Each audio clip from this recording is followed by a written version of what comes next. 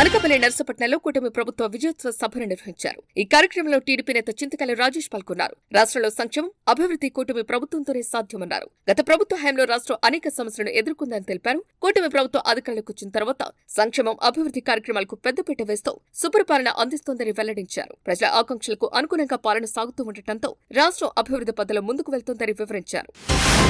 బాపట్ల జిల్లా వేమూరులోని ఎన్టీఆర్ పురవేదికలో ప్రతి కుటుంబానికి చేరిన ప్రభుత్వం విజయోత్సవ సభను నిర్వహించారు. ఈ కార్యక్రమంలో ఎమ్మెల్యే నక్క ఆనందబాబు పాల్గొన్నారు. 2024లో ప్రజలు కూటమి ప్రభుత్వానికి ఇచ్చిన చారిత్రాత్మక తీర్పును చంద్రబాబు, పవన్ కళ్యాణ్ అధికారికంగా కాకుండా బాధ్యతగా స్వీకరించారన్నారు. ప్రధానమంత్రి నరేంద్ర మోదీ సహకారంతో రాష్ట్ర పునర్నిర్మాణానికి అహర్నిశలు కృషి చేస్తున్నారని తెలిపారు. ప్రధాని నరేంద్ర మోదీ ప్రధానిగా ఎంపికైన నాటి నుంచి దేశంలో అనేక సంస్కరణలు తీసుకొచ్చినట్లు బీజేపీ నేత నల్లమిల్లి రామకృష్ణారెడ్డి అన్నారు. 2014లో మొదటిసారిగా ప్రధాని బాధ్యతలు చేపట్టిన మోదీ దేశాన్ని ప్రపంచంలో అతిపెద్ద 4వ ఆర్థిక వ్యవస్థగా అవతరించడంతో కీలక పాత్ర పోషించాడని వెల్లడించారు. 10 కోట్ల మందికి గ్యాస్ కనెక్షన్లు, పీఎం ఆవాస్ ద్వారా 4 కోట్ల గృహాలు అందించినట్లు వెల్లడించారు.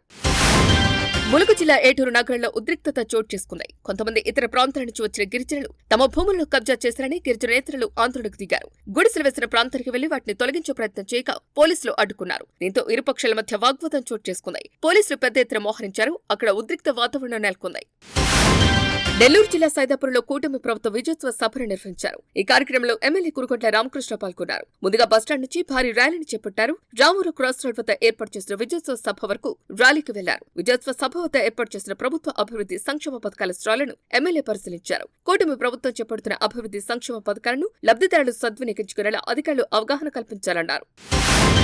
నిర్మల్ జిల్లా సారంగపూర్ మండల పరిధిలోని చించోలి గ్రామ సమీపంలో ఉన్న వీర హనుమాన్ ఆలయానికి నిత్యం అధిక సంఖ్యలో భక్తులు వస్తుంటారు. ఆలయం చిన్నగా ఉండటంతో భక్తులు తీవ్ర ఇబ్బందులు ఎదుర్కొంటున్నారు. ఇది గ్రహించిన గ్రామానికి చెందిన వ్యక్తి రాకేష్ ఆలయ పరిస్థితిపై సోషల్ మీడియాలో పోస్ట్ చేశారు. రాకేష్ చేసిన పోస్ట్ ను చూసిన డాక్టర్ సంతోష్ రాజ్ ఆలయ అభివృద్ధికి సహకరించాలని నిర్ణయించుకున్నారు. ఇందులో భాగంగా ఆలయ విస్తరణ, అభివృద్ధి కార్యక్రమాలకు ఆర్థిక సహాయాన్ని అందించడంతో పాటు ఆలయ ప్రాంగణంలో భారీ అన్నదాన కార్యక్రమాలు నిర్వహించారు. ఆలయ అభివృద్ధికి ముందుకు వచ్చిన డాక్టర్ సంతోష్ రాజ్ను గ్రామస్తులు, భక్తులు అభినందించారు.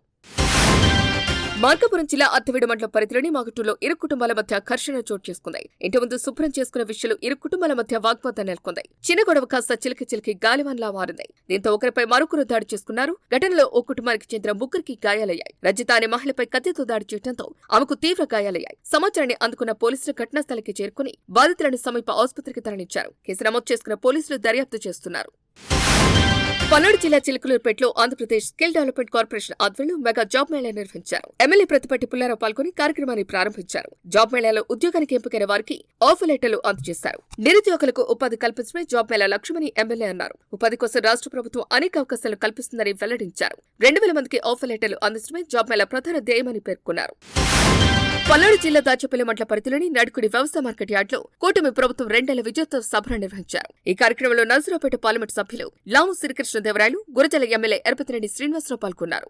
ఎన్డీఏ ప్రభుత్వం అధికారంలోకి వచ్చి 2 సంవత్సరాల కాలం పూర్తయిందన్నారు. అందులో భాగంగానే మొన్న తిరుపతిలో భారీ బహిరంగ సభను నిర్వహించామని, 7 నియోజకవర్గ పరిధిలో సభ ఏర్పాటు చేసినట్లు తెలిపారు. వైసీపీ ప్రభుత్వానికి ప్రజలు చరమగీతం పాడుతూ ఆంధ్ర రాష్ట్ర ప్రజలు ఎన్డీఏకు గొప్ప తీర్పునిచ్చారన్నారు. కూల్చివేతలతో మొదలైన గత వైసీపీ ప్రభుత్వం మొన్న జరిగిన 2024 అసెంబ్లీ ఎన్నికలు కుప్పకూలిపోయిందని వెల్లడించారు.